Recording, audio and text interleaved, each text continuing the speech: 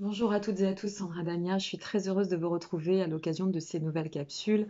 Alors des capsules que je vais axer, comme vous l'aurez compris, non plus à la lumière de l'astrologie, mais dans des directions, sur des thèmes totalement riches et variés, je dirais cela ainsi.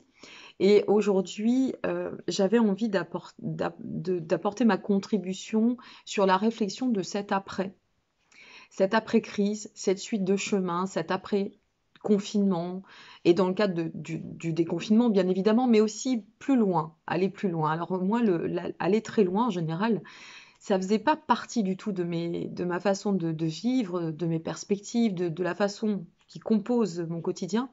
Mais là, c'est important. Je crois que c'est important de réajuster en fait nos prises de position, notre vision des choses, et de tendre à poser des réflexions de fond, certes, mais aussi euh, en leur forme euh, caractérisée par cet après, ce lointain.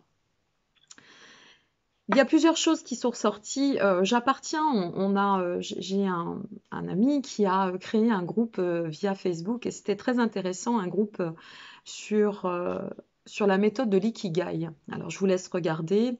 Euh, Ikigai, c'est I-K-I-G-A-I. C'est une méthode, c'est un support de développement personnel qui est très très intéressant. Et donc, c'est des pétales en fait, si vous voulez, qui, quand on les regroupe, amènent à positionner une dynamique face à la mission de vie, aux perspectives, aux choix, etc., etc. Je vous laisse découvrir, je ne vais pas épiloguer là-dessus. Mais ce qui est intéressant, c'est que on est arrivé à un volet auquel je n'ai pas pu participer malheureusement, mais ce volet, la question était de quoi le monde a besoin? De quoi le monde a besoin? Et en fait, c'est vrai que c'est important parce que à l'échelle collective, ça va être aussi notre contribution avant tout individuelle, hein, de répondre à cette question de quoi le monde a besoin. Tout ce qui va en ressortir reste très très intime finalement. Et donc là, j'ai réfléchi et je me suis dit, mais de quoi ce monde a besoin? Eh bien, déjà de perdurer dans le temps, de perdurer. Alors, je vais revenir à cette crise du coronavirus. Voilà, qui est ce qu'il est, ce qu'elle est. Mais je crois qu'il est important maintenant de voir le profit que l'on peut en tirer de cette crise. Au-delà du marasme que ça a généré, au-delà du reste et de tout ce que ça constitue, c'est de se dire, ben, alors dans cet après, et par rapport à aujourd'hui, pour demain, qu'est-ce que j'ai envie d'offrir à ce monde? De quoi ce monde pourrait avoir besoin? Ben moi, je crois que ce monde, il a besoin d'espoir, il a besoin de bienveillance, il a besoin d'amour, il a besoin d'un retour à toutes ces sources, ces ressources que nous avions totalement égarées, mes amis. Mais totalement. Là, on sait toutes et tous. Et même si je vis en marge de la société dans le sens où c'est vrai que j'ai un rythme de vie qui est assez atypique depuis bien des années, et bien tout comme vous, j'ai contribué à certains choix de consommation. Tout comme vous, j'ai contribué à un rythme de vie qui était pas, qui était peut-être plus en adéquation, et pourtant Dieu sait que je prends du temps pour moi, mais encore pas suffisamment pour ma conscience et pour mes émotions aussi. Malgré tout le travail, malgré tout, on a pris conscience là à quel point nous sommes laissés déborder, absorber par ce monde de consommation, par ce matérialisme, par tous ces et par faute aussi, puisqu'on est responsable, mais bon, à cause des lobbying, enfin bon, bref, passons. L'essentiel, c'est d'en tirer profit. Donc, qu'est-ce qu'on va en faire de tout ça? Moi, j'ai envie de penser déjà au monde, à la planète et à ces êtres vivants. C'est-à-dire, pour qu'on aille bien, il faut que notre planète aille bien. Et là, il faut vraiment prendre la mesure et prendre conscience à quel point nous sommes auto-sabotés avant tout par le fait de nos déchets, de cette pollution permanente à laquelle nous avons contribué et que malheureusement nous contribuerons encore parce que les automobiles, on ne va pas les enrayer comme ça, par exemple. Les avions, ils ne vont pas s'arrêter de voler non plus. Et en soi, il faut aussi de la technologie. Enfin voilà. Bon. Il faut juste essayer de trouver un juste milieu, justement. C'est le juste du justement. Et de se dire, bon, moi, je vais vous parler à titre personnel de ce qui m'inspire, et peut-être que ça va, je ne sais pas, déclencher en vous des réflexions, et c'est le but de ces capsules. Moi, ce qui m'inspire, c'est de rester dans cette dynamique parce que je le pratique depuis des années, euh, de ne toujours pas contribuer à l'exploitation industrielle des animaux. Ne pas surconsommer à tout va, comme certains le faisaient jusqu'à présent. Je pense que ça joue une place majeure. Pourquoi? Parce que si on part dans la surconsommation et si on continue pardon, à ce rythme-là de consommer les animaux, donc déjà on consomme les animaux, ensuite on construit, on les enlève, on leur exploite leur environnement, ils en ont plus du tout, et tout cela, eh bien ça nous amène, si vous voulez, à densifier la destruction de notre planète et donc de nos états. Pourquoi y a-t-il de plus en plus de personnes allergiques? Posons-nous la question, j'en fais partie de ces personnes allergiques, mais bon, ça c'est depuis que je suis née, voilà, j'ai une tendance asthmatiforme. Cependant, pourquoi? Moi je me suis posé la question de l'asthme. Au-delà du reste, et il y a aussi le biodécodage, il y a l'environnement, bon sang. Et c'est là où il faut vraiment rentrer dans un plan de conscience. Ça c'est la base, c'est le noyau. Si on capitalise sur nos ressources, alors on va diminuer le réchauffement climatique. Et donc, qu'est-ce qui va se passer? Ben, je vais vous dire, c'est très simple. Il y aura moins de virus, ou on pourra les contrer, ou ils seront moins denses. Je ne vous parle pas du permafrost, hein, parce que là, c'est notre responsabilité ce qui se passe, hein, le permafrost. Hein, c'est notre responsabilité, purement et simplement. Le charbon, le pétrole, la surconsommation, voilà, les pollutions, et poum, le permafrost. Oui, le réchauffement climatique, forcément. Ça interagit, tout est en relation. Là, on s'aperçoit à quel point on est relié, que tout est relié finalement. Là, on est en train de s'apercevoir à quel point nous sommes reliés, les uns aux autres, mais aussi à notre riche, merveilleuse et belle planète. Et puis derrière ça, il y a les émotions aussi. Alors c'est tout un tas de... Voilà, c'est parallèle tout cela. Il y a cet espoir.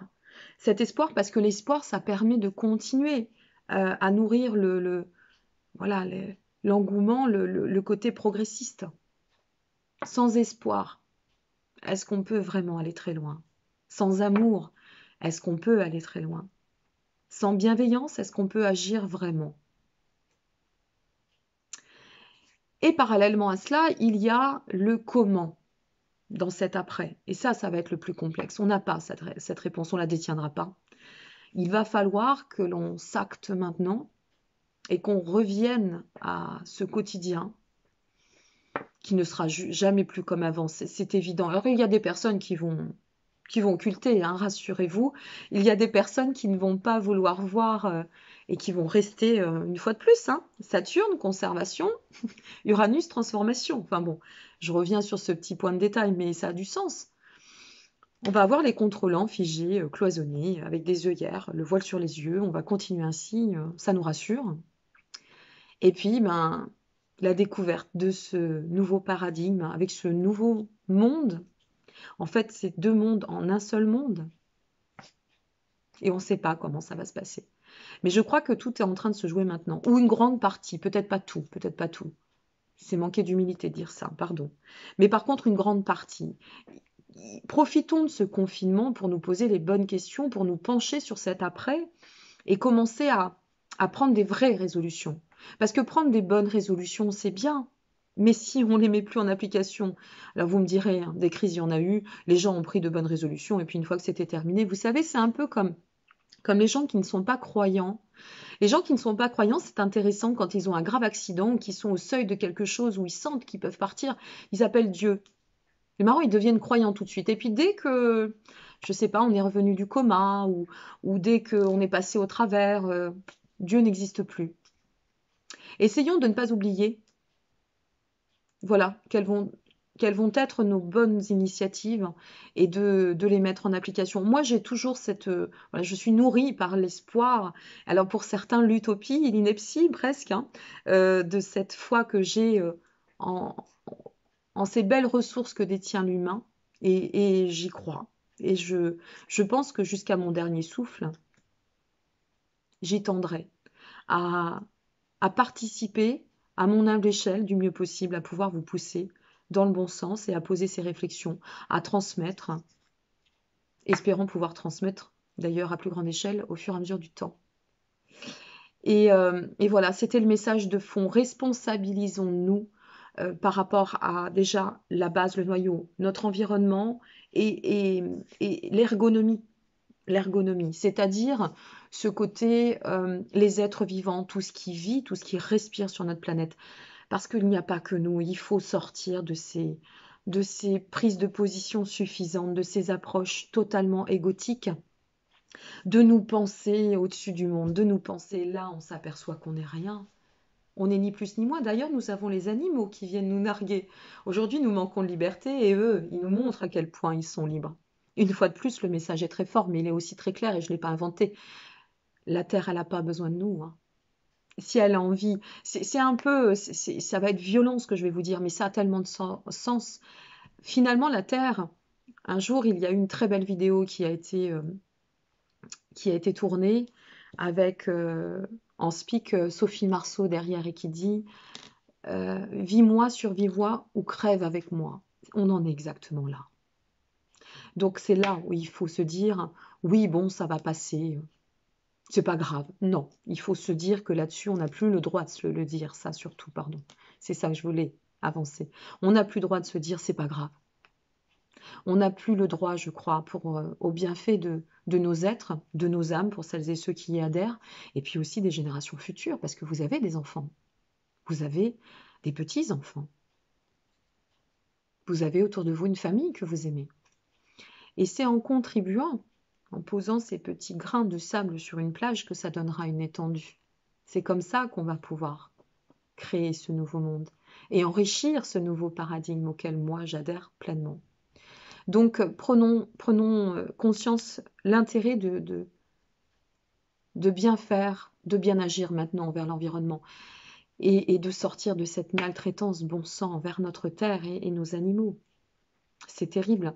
J'ai toujours un point de question. Enfin, c'est une question voilà, qui n'a de cesse de comment les gens font pour pouvoir consommer autant de viande quand aujourd'hui tout est devant nos yeux, tous les signes sont là, toutes les enquêtes nous montrent à quel point la maltraitance perdure et demeure. Comment, comment font ces gens? C'est leur droit, hein. Moi, je suis végétarienne depuis des années, je n'ai pas entendu la mode du vegan ou la crise ou une crise du H1N1 ou coronavirus pour ne pas alimenter de viande. Et je vais peut-être finir là-dessus. Avant, quand j'alimentais cette viande traitée, mais oui, parce que notre viande de l'enfance, c'est fini, hein. On n'y est plus, hein. Mis à part si vous allez vous alimenter chez les petits bouchers du coin voilà, qui respectent encore certains protocoles, mais ils se font de plus en plus rares, ces bouchers, malheureusement, pour celles et ceux qui aiment manger de la viande. Et quand je mangeais de la viande ou quand j'ingérais du lait, c'est pareil, j'ai arrêté le laitage parce que ça m'a généré beaucoup de problèmes de santé, tout ça. Eh bien oui, j'avais des problèmes de santé. Depuis que je n'ingère plus de viande, plus de lait, je n'ai jamais eu de prise de sang aussi bonne. Alors bien sûr, j'ai des substituts, hein. Je ne mange pas de viande, j'ingère du sétan, je mange du soja. Je compense, je n'ai pas de carence pour autant, tout va très bien. La fatigue, elle est juste liée à mon rythme, mais elle n'est pas liée du tout à mon corps. C'est comme l'eau, tiens, très bon exemple l'eau, vous ne trouvez pas? On se lave dans l'eau, on va faire nos besoins dans l'eau, on rince notre vaisselle à l'eau et on n'ingère pas l'eau. Non, non, il vaut mieux ingérer de l'eau en bouteille, c'est vrai. Cette eau qui est bien, vous savez, bien stagnante, qui peut-être, hein, en plus alors dans les bouteilles plastiques, je ne vous raconte pas ce qu'il y a dedans. Et hop, on continue là. C'est une chaîne sans fin en fait. Et cette eau qui est, voilà, qui est là, mise de côté, en attendant d'être servie dans la grande distribution, combien de temps? Parfois plus de 6 mois.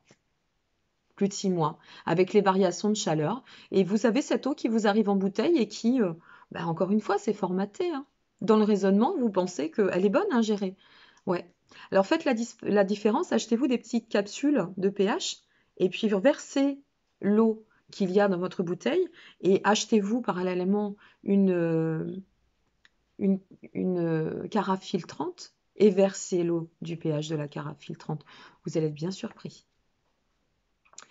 Voilà mes amis, je voulais mettre l'accent sur le fait de pousser les consciences à réfléchir sur notre responsabilité de devoir contribuer différemment dans ce monde d'aujourd'hui et surtout pour pouvoir tendre à ce nouveau paradigme et ce nouveau monde de demain qui, je l'espère, sera beaucoup plus lumineux. Moi, j'y crois. Qu'on me traite d'utopiste, oh, c'est pas grave, j'y crois. Et vous? Voilà. Posez-vous la question de savoir de quoi le monde a besoin. Et qu'est-ce que vous pouvez faire pour que ça aille bien à votre petite échelle? Je vais arrêter cette capsule ici parce que mes capsules seront un signe dorénavant. Je vous remercie pour votre soutien, pour vos soutiens. À celles et ceux qui quitteront ma chaîne parce que j'ai décidé de ne plus transmettre par l'astrologie, je vous remercie de m'avoir soutenu et d'être passé. Je vous souhaite une très très bonne suite de chemin. Et puis à celles et ceux qui vont rester et qui m'ont rejoint aussi, je vous invite d'ailleurs à me rejoindre via ma page pro Facebook Sandra Lagna, afin d'être, si vous le souhaitez, hein, bien évidemment, il n'y a aucune obligation, afin d'être informé de la suite des événements et des prochains lives via l'application Zoom. Voilà, c'est par ce biais que je vais communiquer. Et pour les autres, eh bien, prenez bien soin de vous, restez chez vous et restez confiants, nourrissez-vous d'espoir. Lâchez un peu tous ces chiffres et lâchez les médias. Prenez de la hauteur par rapport à tout ça. Je vous souhaite à toutes et à tous une très belle continuité. Je vous dis à très bientôt. Au revoir.